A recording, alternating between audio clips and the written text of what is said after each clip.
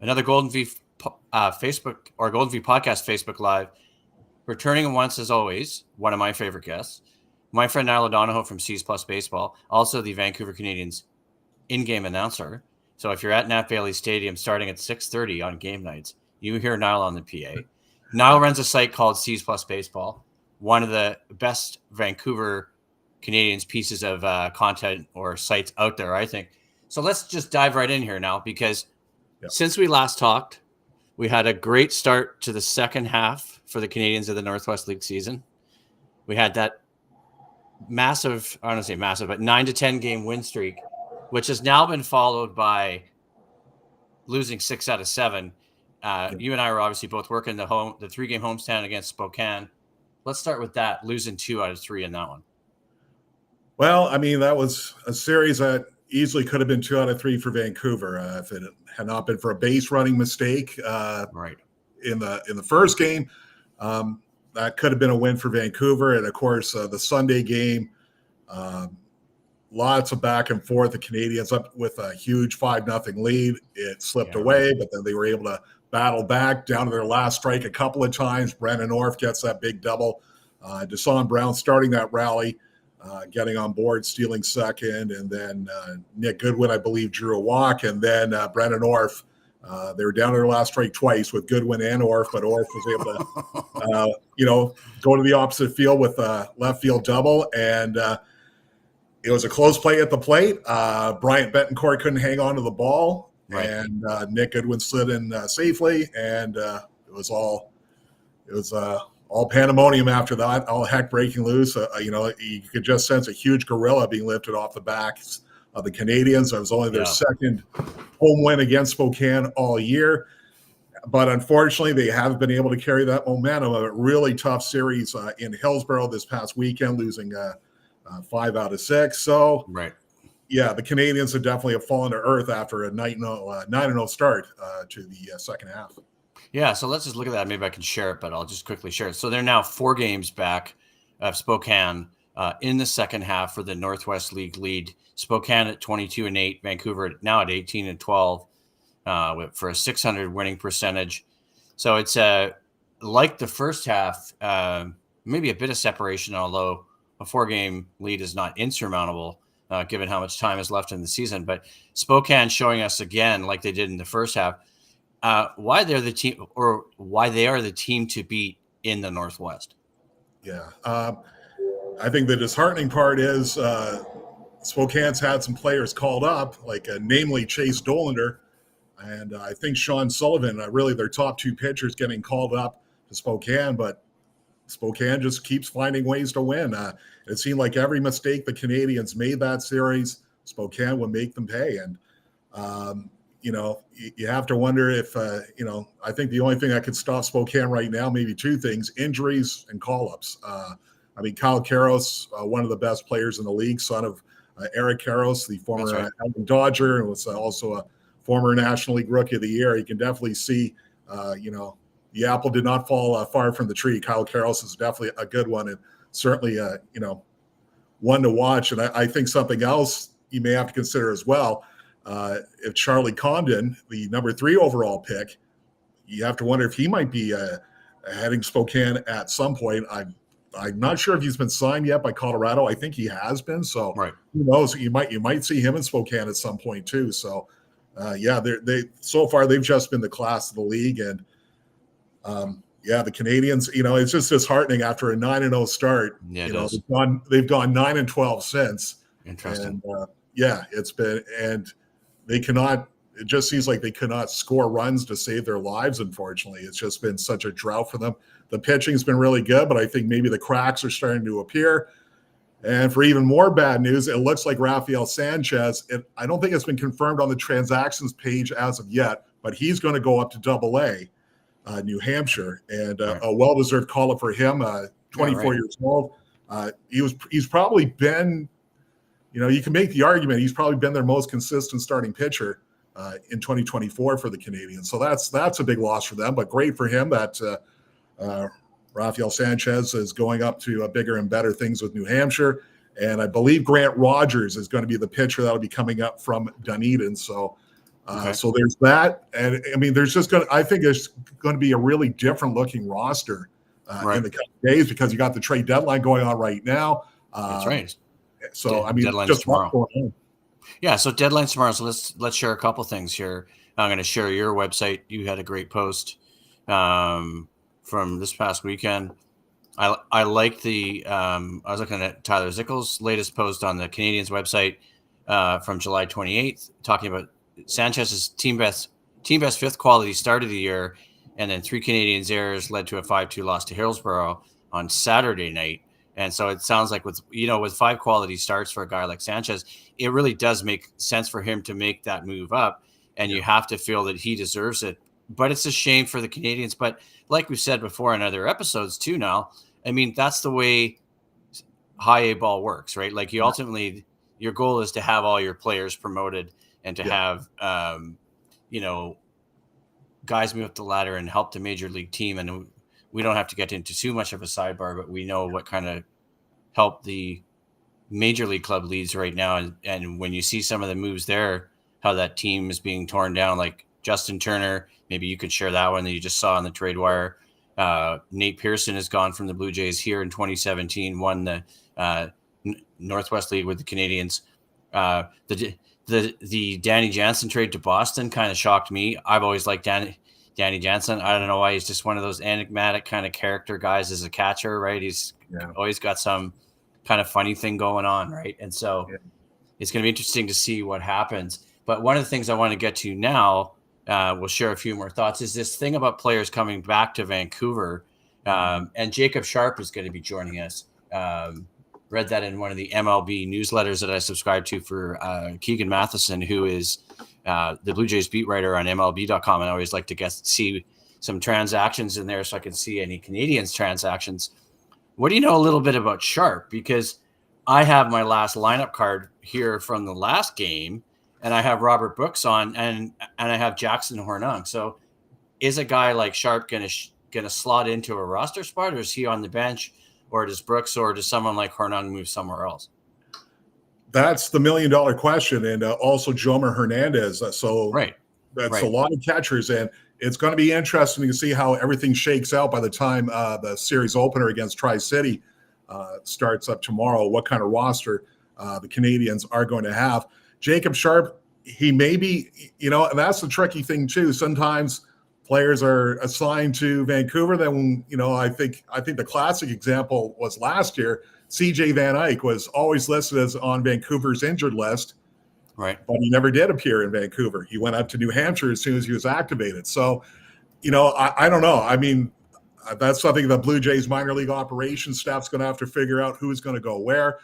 Jacob Sharp from UNLV. So, he was playing in, I believe, in low A ball with I'm just looking at it here. He's assigned to Vancouver on the 26th. I mean, obviously that trade, for those who don't know, we don't do a ton of Blue Jays talk on the podcast, but Yimi Garcia was traded to the Seattle Mariners. So we received Jacob Sharp as part of that trade.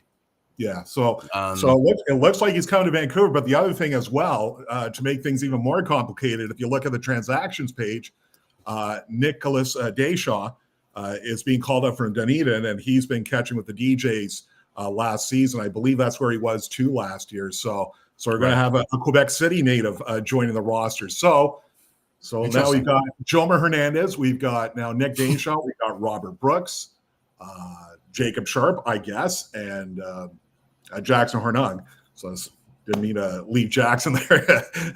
No, but I just know from a lot of names, and it's something that again, that's above my pay grade. We're going to have to have. We're going to have the minor league operations from the Blue Jays sort all that out. So again, we don't know exactly what kind of roster we're going to be looking at here once everything is done and the trade deadline comes and goes. So. Yeah, so like we said, the trade deadline is tomorrow at 3:00 Eastern time, right? So we'll see what other moves the Blue Jays make. The Blue Jays seem to be selling off veteran players they acquired for this year, guys like Justin Turner. Danny Jansen's not a veteran player. He's been with the organization for 11 years, but Turner's gone now. So is Yimi Garcia.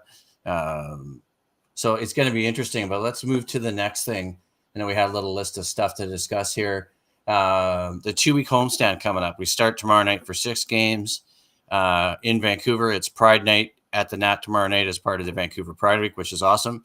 And we're starting with 6 games against the worst team in the Northwest League, the Tri-City Dust Devils, who are 11 wins and 19 losses. Yeah.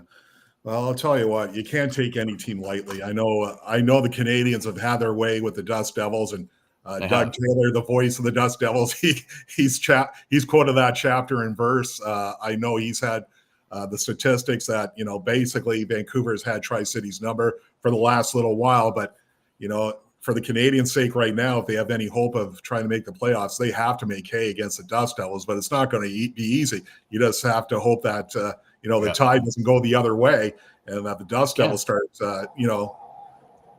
getting a bit of revenge, much like Hillsborough did after the Canadians swept 6 against Hillsborough.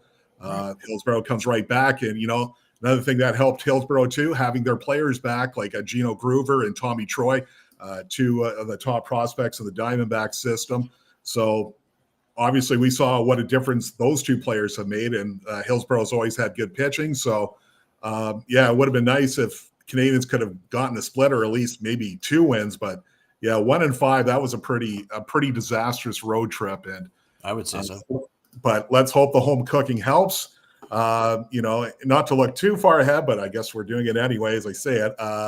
After Tri-City, then maybe the series of the year, the Eugene Emeralds. And I think it's kind of shaping up. Eugene might be the team the Canadians are going to have to worry about trying to ward off for that final playoff spot, with Spokane already having wrapped up the first half playoff spot. Right. Vancouver and Eugene, it was so huge for Vancouver to at least get a series win in Eugene the last time they were there, and they are done visiting Eugene for 2024. Right. Eugene will be here next week, and then they'll be back here to end the regular season. So that's 2 big series to watch there for the Canadians and Emeralds. And I think what's even bigger, and I know we talked about this too, is that Spokane series. I'm just showing it here on the broadcast for those who are watching, and you'll be able to see it if you go to the Canadians website. I'll share that in the chat. We do have a Spokane series in Spokane starting the 13th through the 18th of August. Well, and the Canadians are hoping that won't be their last visit to Spokane. But whether they're going to be playing in Spokane, as far as the Indians go, as far as the playoffs go, I guess the speculation is they may play in Spokane, but their stadium is tied up. Vista Stadium's tied up with their annual fair. Their cultural fair. Yeah, so that's going to be tied up. The talk is that either they will play the games at Gonzaga University, or if that doesn't work out, they'll go to Tri-City, because Tri-City is also owned by the same ownership group as Spokane. So, So again, it could be the last trip to Spokane. It may not be. So there's a lot to figure out yet. But that's the speculation. But that's a big series too. I think just for the Canadians, just getting that last win on that Sunday, knowing that yes, they actually can beat these guys, but it's going to take their best game, their A game, to do it. But it was good that at least they got a win. Could you imagine having to head into Spokane without having won just one game at home against Spokane all year, then having to go into Spokane? I mean, so that was a huge win. It's just unfortunate that the momentum did not carry forward into the Hillsborough series. But, they're back home now for 12 games. Let's hope the home cooking helps out, and they can try and solidify their chances of a playoff spot and try to get back to the Northwest League final for the 3rd year in a row. Yeah, it's going to be interesting. I mean, there's every series is critical always, I think, throughout the season, the way the Northwest League works. For those who don't know, 2 halves, 132 games. But when you're getting into worrying about Eugene, who's 13-17, Vancouver's quite a bit ahead. And that Spokane series, against the Indians is really critical, right? Because they could actually turn things around a little bit, right? I mean, and if they can play well against Tri-City, I don't think anybody expects them to win every game against Tri-City. But, they probably have to win 4 or 5 of them.